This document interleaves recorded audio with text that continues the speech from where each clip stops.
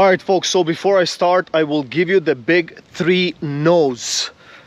So the first no is real estate market will not recover in November of 2025, December, or the beginning of next year, or maybe not even 2027.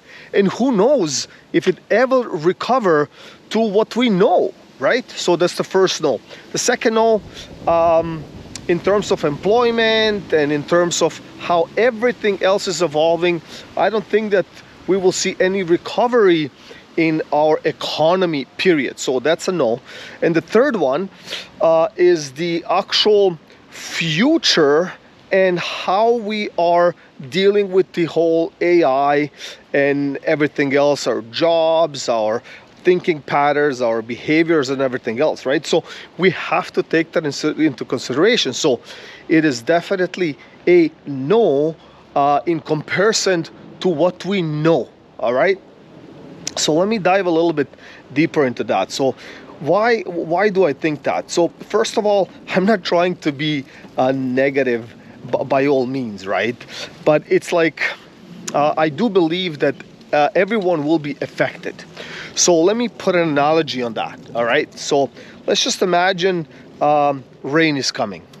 And if I know by experience, right, just looking at the clouds, by just absorbing everything, and I know that rain is coming, right? So the first thing that I would suggest to do is suggest you take an umbrella with you, because that's just common sense. It will rain on everyone the same way. However, the ones under the umbrella might get a little bit less affected, I would say, right? Because they have a little bit of the protection. So this is all I'm trying to say, and I encourage you to use your own intellectual property, which is your brain for now. Just use it. Try to kind of analyze these things yourself, right? Because there are so many people that agree with me and so many people that disagree with me, and everything is fine, like it's okay. But at least if you're looking at the other side, explain why do you think that we will see a boom in real estate market, or that the recession is not coming as severe as some of us are maybe saying it and stuff like that. Because this is one of the tools that we're using, putting thousands and thousands of people and views basically into one room. I don't have the ability to rent out Skydome and to have 50,000 people audience, right? For me to have a gig or a show. So this is a great way to kind of exchange our experiences, what we believe, what we know, what we can maybe suggest. So I just believe that that umbrella is maybe a good tool. And in my previous videos long time ago, like I suggested, like I started doing it myself, to look at some of these, you know, subscriptions that you might have, or something that you can shave and get rid of that car payment, and just to start analyzing the incoming money and outgoing money, right? Like it's a balance sheet, it's very simple and stuff like that, but it will help you in the future, right? But let's get back into real estate, right? Because it seems like that a lot of people were betting, right? And unfortunately, it is the mid-tier or the middle class folks that will be extremely affected, right? Because they were betting all of their chips, hard-earned money, everything that they had, they were betting on real estate, which is usual for so many decades now. However, some of them were they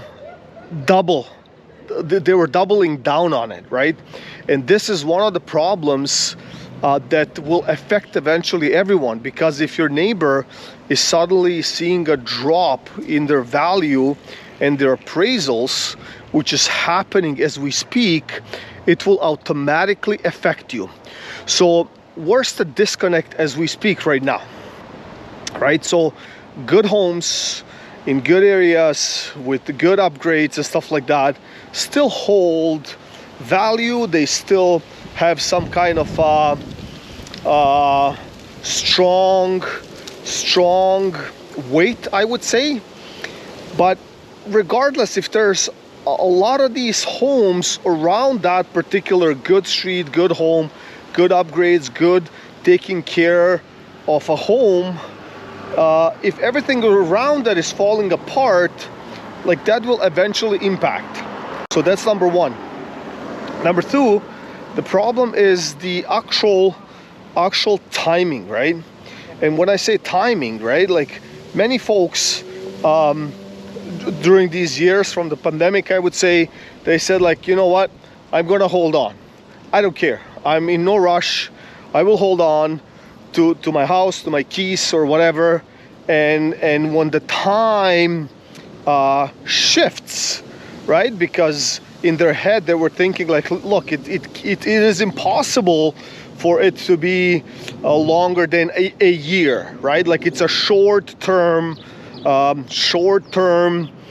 process, and we have been nurtured that way. Like we have seen it in 2008 in Canada. We only seen a dip of 6 months to a year, and then all of a sudden it shifted, and we saw great booms in real estate. Then we have seen it, I believe, in 2015, 16 with the double tax and stuff like that on foreign investors, right? So all of that, like we think we learned from the past experiences, and we can say, well, based on this, it is very simple to kind of calculate that it's only a short period of time, and all we have to do is hold on. Now, there are thousands and thousands of these homes that are hitting the market once again, right? The ones that were not successful in 2024, they have removed their listings because obviously they could not get the right asking price, right? Or sale price, I would say. And they said like, look, we don't care, we'll just wait till 2025. So 2025 is towards the end, and I'll get into something else in 2025 that is very interesting. But in 2026, there will be a huge influx of new listings, the numbers that we have not seen maybe before. Another reason is it will exactly kind of come together with the actual renewals of new mortgages, right? Because 2026 and 2021, when we had the huge boom, right? So that's exactly 5 years. So many will have to renew their mortgages starting the end of this year and the beginning of next year. So there's a lot of people gearing up, and realtors are obviously seeing, you know, that, oh my gosh, like the market is booming once again, and that there's gonna be a boom because it's common sense. My phone is ringing, everybody wants to list. It seems like everybody wants to buy because the analogy is very simple. They sell and they buy, like, you know what I mean? It just makes sense, right? However, more listings means more competition, more days on the market, and not so many buyers, right? Because we have to exclude few of these key buyers. So one would be the buyer, we used to call them speculators or flippers, you know, the ones that buy and they make it nice, they sit in it for a year and they resell for a profit and stuff like that. People made a business out of that style of trade in real estate, right? So this is actually partially why the real estate is sinking, that's one of the big reasons as well, right? So this is what's happening, right? So you have that aspect that it's not there anymore. These buyers don't exist. Like, I don't know anyone that's kind of buying or trying to flip a property for profit, because profit don't exist, right? And then these folks that cannot afford anymore, they'll just have to sell, period, right? So huge influx, right? So then let's get into recession. I believe we're in a recession for a long time. why it's not out there yet, like, you know, like on the street or publicly, is because many had the ability to dip into more debt. Very simple, right? Like even my phone was ringing today and they're like, hi, this is a call from the bank, we're giving you more credit. I said, oh my gosh, really? Like, so it's credit on top of credit, kicking that can further, you know, that lifeline, like, you know what I mean? Like everybody is hopeful that, you know, in the next 6 months to a year, it will rebound. And then that rebound, obviously, when speaking to people, it's not a realistic rebound. It's like everybody believes that rebound will be a rebound and a price increase of 30% annually. Like, are you kidding me right now? Like, it doesn't make any sense whatsoever, right? So I think this is a problem. And then looking at that employment sector, like, you know, people are even commenting, you know, on the channel, and I want to thank you for that personally right now, just so we can paint a picture for everyone else. And yes, there are some people that don't care to get wet in that rain, whatever, right? But that rain will not be healthy for you, so you need an umbrella, right? Like, it's like we're just trying to paint another picture. You maybe never had a situation or the experience or somebody that you know, but it's good to kind of analyze it from a different angle. Nothing wrong, you can still have your own opinion, but just listen to it and just absorb it and take whatever you want. They're very simple. So people are trying to find work for a long time. Like when I say long time, for months, for years.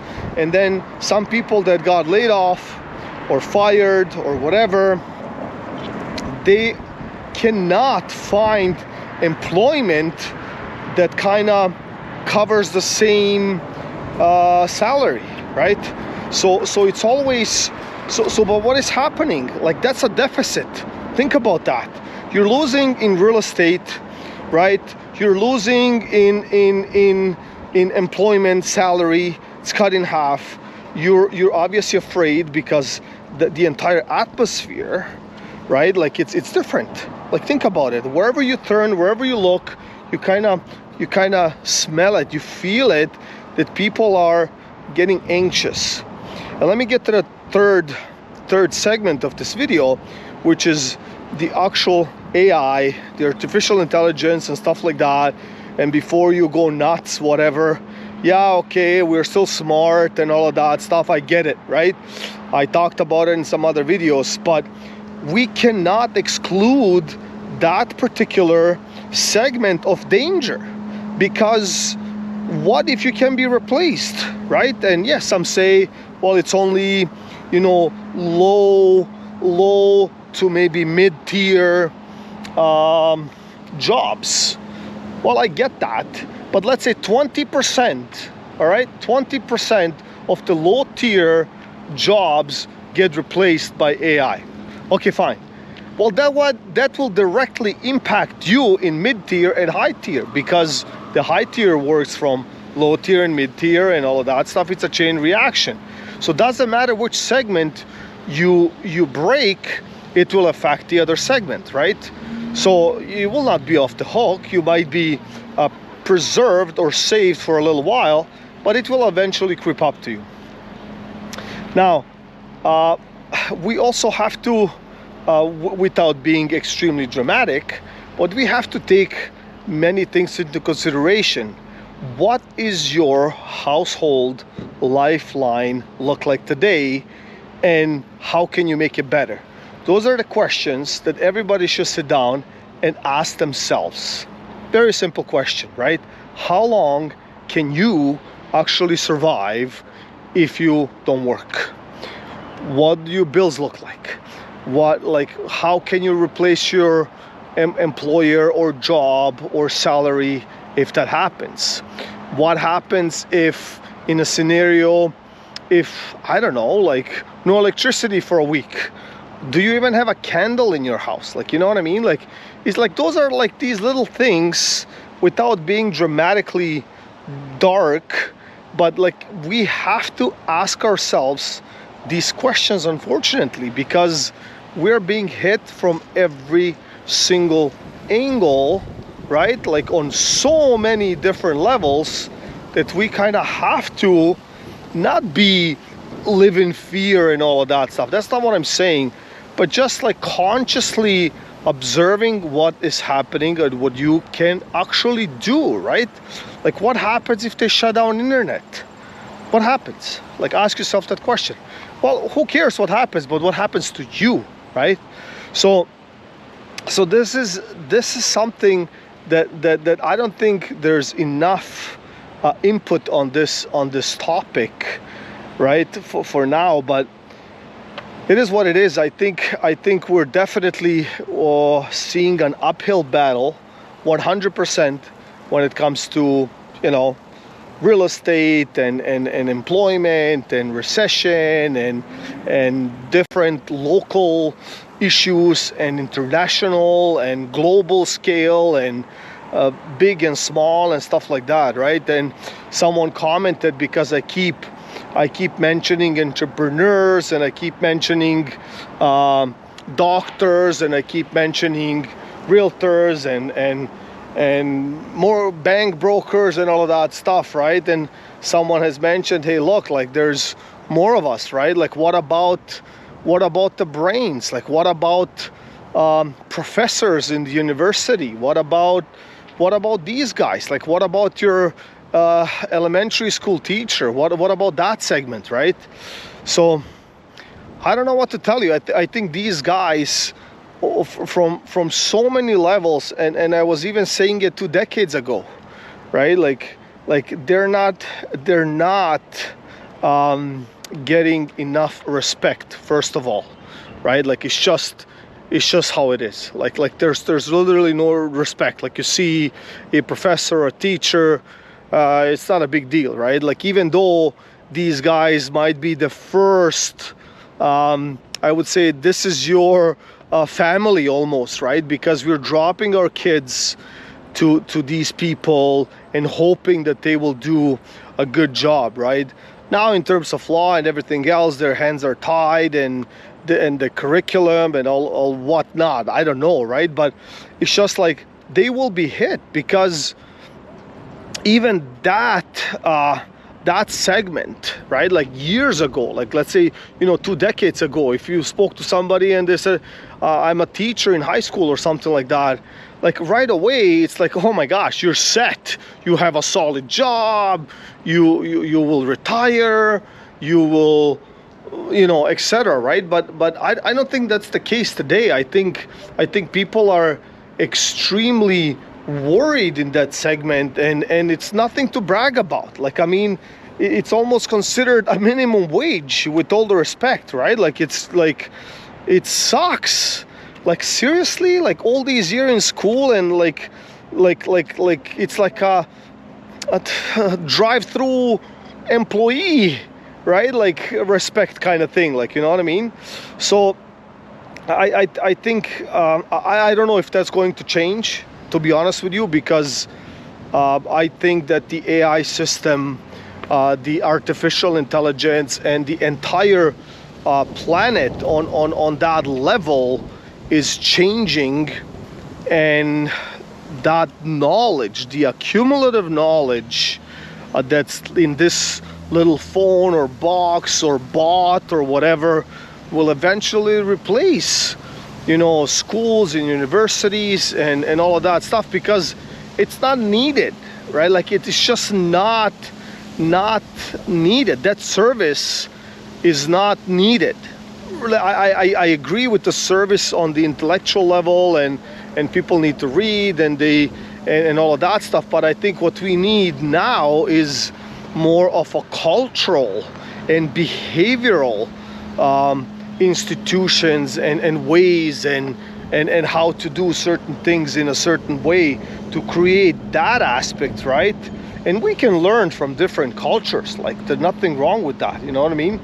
So I think that segment, I think it's definitely slowly dying off, because it's not needed. And think about it.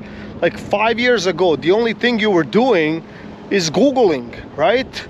And you Google and then you go and then you find and this and that. What are you doing right now? You chat GPT it. Doesn't matter which platform, Gemini, Grok, this, that, AB, but you GPT it, right? So that's the next Google or upgraded version of Google. So like, it's just a question, you know, in 20 years from today, do I need to know certain segments about certain segments like that I was taught in school? No. Like, I remember the shift from books, you know, to internet, right? Like, the old school people would look for books by ABC, run through the aisle, this and that. But some people would go to the internet and find the same thing, crunch the information within minutes and stuff like that. So I do believe that also, like, and I said it in other videos, you know, the segment of, you know, real estate space and how that space, it's traded, it's evolving, like 100% evolving, like, you know what I mean?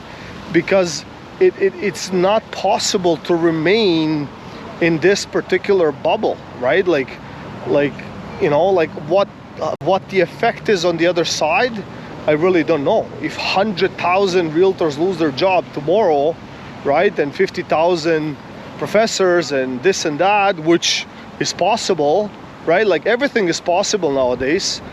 Then you're like, I don't know. I don't know what the outcome on the other side is. But again, in the 80s, I remember, you know, like a landline phone, right? Like, and all of that stuff, and dialing on with the finger, you stick your finger and you dial. Some of you remember that, right?